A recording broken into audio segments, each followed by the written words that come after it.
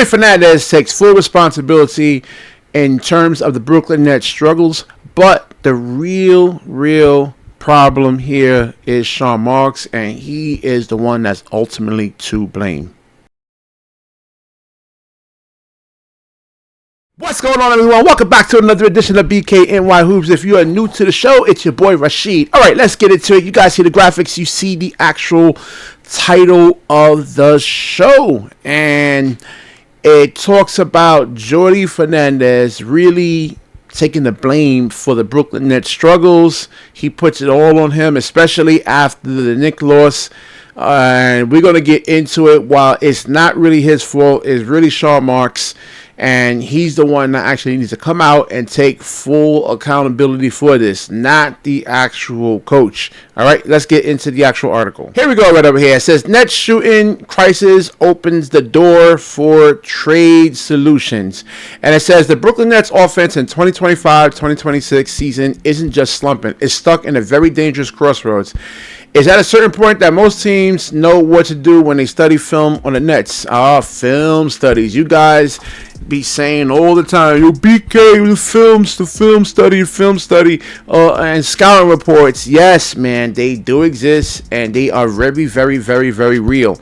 And all you got to do is actually just look at the numbers for the Brooklyn Nets in terms of a team. They shoot 34.8% from the three-point line, which is currently in the bottom 10, which says a lot about why they can't keep up offensively for long stretches. In a league obsessed with spacing and efficient scoring, those numbers just don't cut it. Compared to the top 5, Denver, Milwaukee, New York, Houston, and Minnesota, it spikes up to about 3.5% higher and about 2.4% higher than the league's average three-point shooting percentage over there. All right, so let's get into the trade solutions that this article actually talks about. It comes from lastwordonsports.com, and it says the net shooting crisis opens the door for trade solutions. And it looking at the closer rate and the problems comes into focus. Jaeger Durman, Michael Porter Jr. are the only ones even sniffing elite territory. Both are shooting at 39.6% from three. That's great, but their impact is limited. When nobody else consistently threatens the defense. Even it's not enough to change the geometry on the floor. Now, it talks about over here, it says, after them, there's a group of guys hanging around league average. Danny Wolf, 36% from the three-point line. All right, let's say anything over 5. Let's round it off to 37%. Tyrese Martin, 35.5. Jalen Wilson, 35.1. Cam Thomas, 34%. Not terrible, but nobody here is scaring defenses or forcing them to stay honest. Opponents still help off, especially if those shooters share the court with weaker options. Yeah, this is something that these guys actually have to work on, man. If you one of these below-the-rim guys, especially like a Jalen Wilson, Nolan Chirore, Cam Thomas, Danny Wolf, I mean, what's his name? Michael Porter Jr. and Jaeger is somewhat of a below the rim player. They don't have like extremely high verticals, like 40-inch verticals or anything like that. You see, they have to be able to shoot the three ball at a high clip. Terrence Mann, and it talks about the other rotation pieces, and it's Terrence Mann, 33.7%.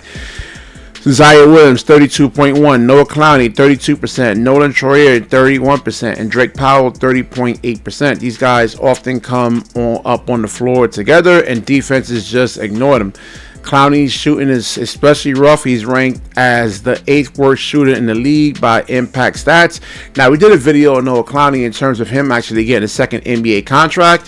If he cannot fix this, he was, I think, coming into the NBA, he was around 26.7% from the three-point line. Now he's up to, what they say over here, man? I think it's around 32% from the three-point line, and he just takes a lot of threes, and he has to be able to do that because he's not a power forward, he's not a center, he's not a small forward. So he doesn't really have a position in the NBA at all. And what I mean by that is, like, let's say for myself, if I'm 6 feet tall and I'm playing with 6'8", 6'9", 6'10" guys, and we're playing 5-on-5, it's imperative for myself personally to have a excellent 3-point shot. If not, I'm, if I can't handle the basketball, let's say if my handle is somewhat shaky, I don't have a position. I'm at a point guard, and let's say if I can't pass. But if I'm playing against 5'7", 5'8", 5'9" guys, and I can shoot decently, and I can handle the ball decently, I can at least play the five position right there. So that's what I mean when I say, oh, okay.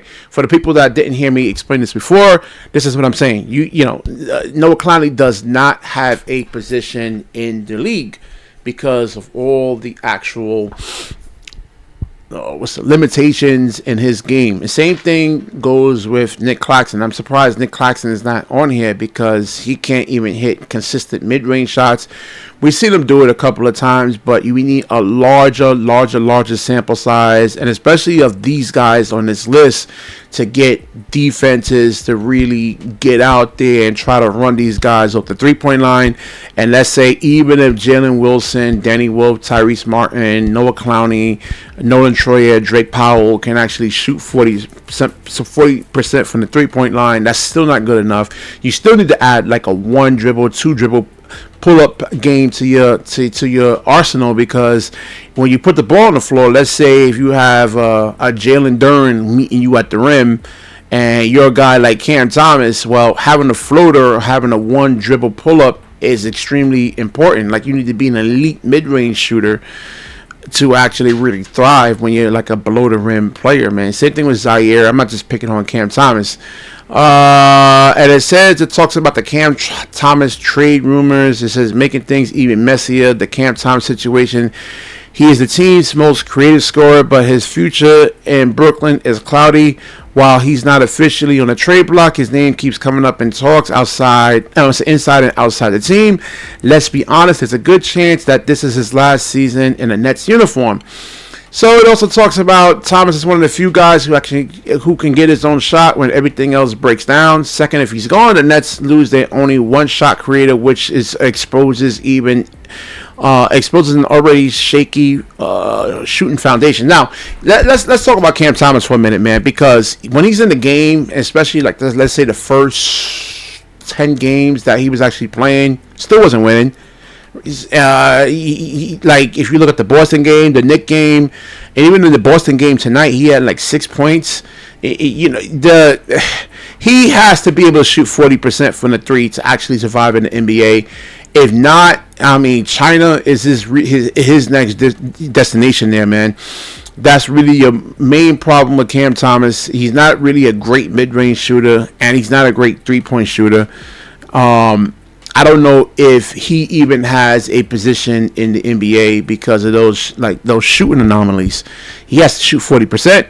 If not, it's 5-on-4 basketball, as this article is actually really just alluding to.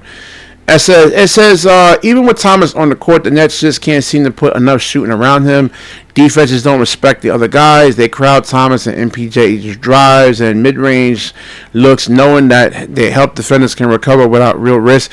I've seen, that's for weaker defensive teams, but I've seen guys like the Phoenix Suns, like other good defensive teams, like let's say Orlando, they don't really have to double Cam Thomas or even crowded space.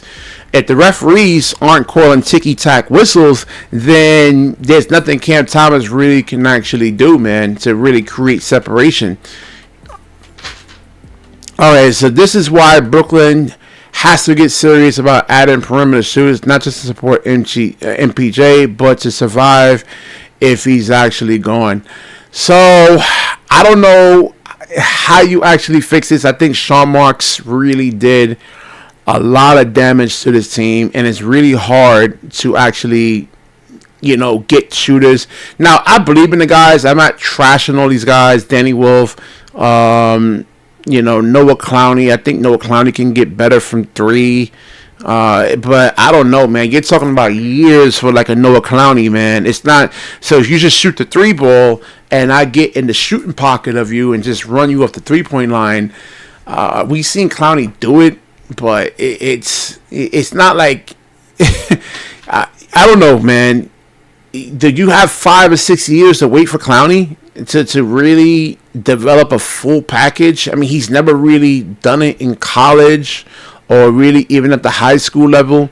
So you're talking about like at the NBA level when these guys are just bigger, more physical, and I mean, Clowney got to be able to read defenses. It's not. I don't know, man. It's.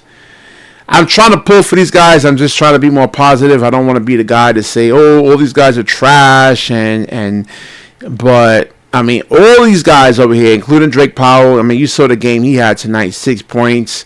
If you can get more like offensive production out of him, I think you win. You'll win that Boston game today. Yeah, I mean, like Nolan Troyer, he's another one. 31% from the undersized guard. That the league average in terms of height is actually 6'6", 6'7"-ish. So again, Nolan Troyer 6'3", and he looks decent in terms of running the offense, but he has to be able to get to 40% from three. How long that's going to take him, man? And and all these guys are really kind of willing to put in the actual sacrifice to do that in the off season. I don't know, man. Maybe in the draft, I think this draft last season, maybe Mark should have really addressed that. But if you can get like a better spacing center and then bring Nick Claxton off the bench, that actually helps. Because like whoever is guarding Claxton, let's say if it's an elite rim protector, they're going to drop back. They don't have to play up on Claxton.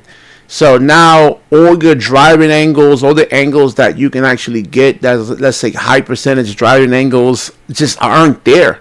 But if you got a guy that could shoot, and even Claxton doesn't really need a three. If he can just go in there and just consistently hit like 20-foot jump shots consistently, let's say 7 out of 10, 8 out of 10, whatever elite rim protection is actually there, that will bring that defender out, and it can open up things for the rest of the guys, man. But okay, so I will wrap this video up. Definitely like, comment, subscribe, certainly share the video, and when you share, the universe certainly shares back with you. Peace.